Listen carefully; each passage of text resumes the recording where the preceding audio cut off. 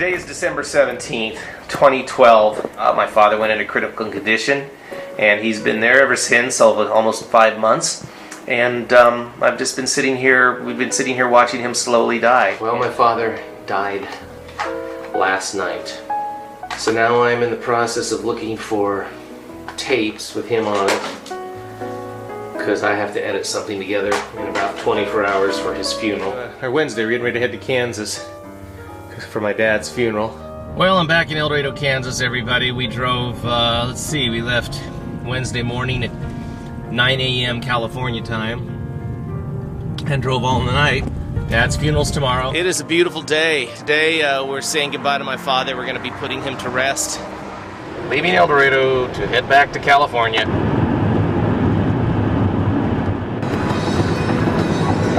Merry Christmas, Howie. Thanks for the nice present. Drove all night, arrived early Christmas morning in California.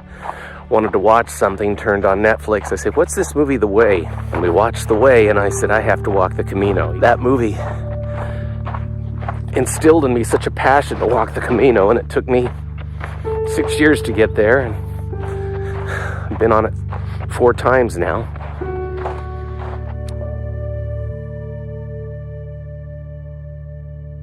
On August 26, 2024, Lauren and I were at a coffee shop near Plaza Príncipe de Viana in Pamplona, Navarra, Spain. In a few minutes, we had to walk to the bus station around the corner where we would catch the bus to Saint-Jean-Pied-de-Port. Out of the blue, Lauren said, I want to live here in Spain. I'm ready to move here. And I said, why not? So we took the bus to Saint-Jean. I spent the next 4 days walking over the Pyrenees while Lauren took the bus back to wait for me in Pamplona. On the 4th day of my short Camino, I encountered a first-time peregrino who wanted to walk with me. I spent that day's journey listening to his story and teaching him about the rhythms of the walk. When we parted ways near Viava, it occurred to me that I had just spent a day doing what I wanted to do for the rest of my life, helping peregrinos on the Camino. As I walked into Pamplona, a strange peace came over me, and when I arrived at the flat, I told Lauren, I feel like I've come home. Lauren said, let's get to work.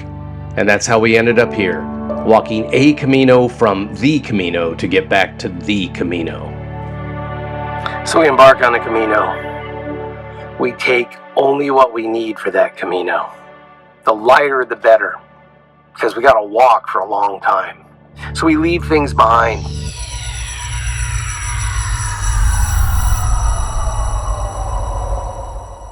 My wife and I are moving to Spain this year, 2025, and she's handling the visas, the FBI background checks, all that good stuff. I'm the one that's struggling with something else. You learn on the Camino to walk, to get by with less, and to trust that the Camino provides. As it says on this side of my hat, the Camino provides. But to establish that, let's go back to my Camino of 21 to show you what the issue is. Second day, I'm hitting a wall, and I'm starting to realize I brought too much shit. The name of this video is Matthew's Folly. This darn thing is too heavy, so I'm going back to a post office to mail some things on ahead to Santiago. I don't need this scarf, this canteen, this shovel. That was the first big lesson I learned on the Camino, was to let things go. But even then I didn't really let this stuff go, because I just sent it on to Santiago where I picked it up when I finished my Camino. Then when I got home, I discovered I didn't need any of it. And now I'm moving to Spain, and I realize that I can't send it on to Santiago, that I have to leave it behind. I have to throw it away or give it away, or... The box is a Salvation Army box. Yesterday I took a whole bunch of stuff to Salvation Army. This is me driving with all that stuff in the back seat. That is a baby palm print. Mom saved it to remember a time. Mom is gone. No one's gonna care about it. Nobody wants to throw something sentimental like this away, but it only gets tougher. Take this thing, for instance. I paid a guy at the Kansas State Fair to draw this caricature of me when I was 17, and it's traveled with me for 45 years, never hung on a wall, always been in the back of the closet. What do you do with this thing? What do you do with this ticket stub? This is the K-State KU game of 1991 that pretty much changed my life. You also got the Motley Crue ticket stub from 1990 Bramlage Coliseum, as well as the Billy Squier ticket stub from when he played at Memorial Stadium. What do I do with all this stuff? So an afternoon of burning old documents. A lot of these have to do with my time in Hollywood, and I see pitches, emails, printed out, faxes from a time when I was willing to do anything to be a screenwriter.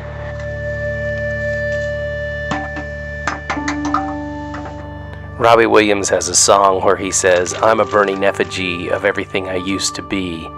And clearing away the wreckage of my past like this, those lyrics certainly seem to fit. These were weird little ghetto promotional cards that I made for a screenplay I wrote about Bodicea, and now believe it or not, I actually sold that screenplay to Paramount. I was so excited I scanned the check. Speaking of my short-lived foray into screenwriting, this is the hat that I got when I became a member of the WGA. It's going to the Salvation Army with a bunch of other clothes. We continue the process of moving to Spain, going through things, and some stuff just bears documentation. This is literal documentation. These are all documents in German from my family, from my ancestors. They all settled in the middle of Kansas, built a church there. Most of them are buried there. I can't throw this away, it's history, but there is a little museum near the homestead where my grandparents, everybody was born and raised, my great uncles, aunts. I am going to take these to Kansas and ask the museum if they want them. And this is where it gets more challenging. This is the first Camino shirt I ever bought in 2018 when I walked from Sarria. These are shirts I bought in Santiago de Compostela in 2021 after finishing a long Camino. That one there specifically is for the SD Compostela football team, and this last one, of course, my favorite phrase, Sin dolor no hay camino. Now, this one is in English, but I bought it at a Carrefour in León on a Camino in 2022, along with this one. These three books sit on the shelf in my my parents' TV room for most of my life, and of course I read them when I got old enough. I am loading up books to take to a used bookstore, books I can't take to Spain. Slowly but surely the shelf is being emptied, and it's so freaking hard because in my youth I collected books. Books were my friends, characters in books were my friends, characters in movies too, but characters in books especially. And they became a conduit to intimacy with others. People I fell in love with, people I dated, good friends, often were like them coming over to my apartment to hang out. They'd see the books, they'd start pulling books off and looking at them, because a lot of them were reference books to movies and things. And then we just end up spending staying up till 3 or 4 in the morning just talking.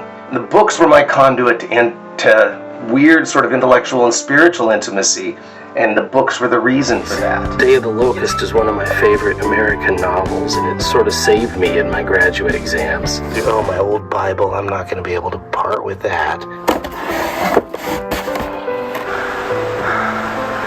Documenting the end. All right, we're going in. You take that away, you can see my bookshelf back there. All it has is some knickknacks and a few books I'm taking. You take that away, it changes things. I think when you start emptying your past, you start realizing, all right, I've come this far, and maybe if I'm lucky I have this much left, and I want to make the most of it. And these things are chains. Look, I have an Oxford English Dictionary 2-volume. It's 1989, I think, was the publication date. Given to me by my uncle. I can't take it, it's too heavy. But the Bible on top of it is a big fat Bible. It's my father's. Of course I'm taking that. But, it's crazy letting go of books. And this is a big thing for me, because I have spent 60 years accumulating shit, which is basically a document of my narrative self.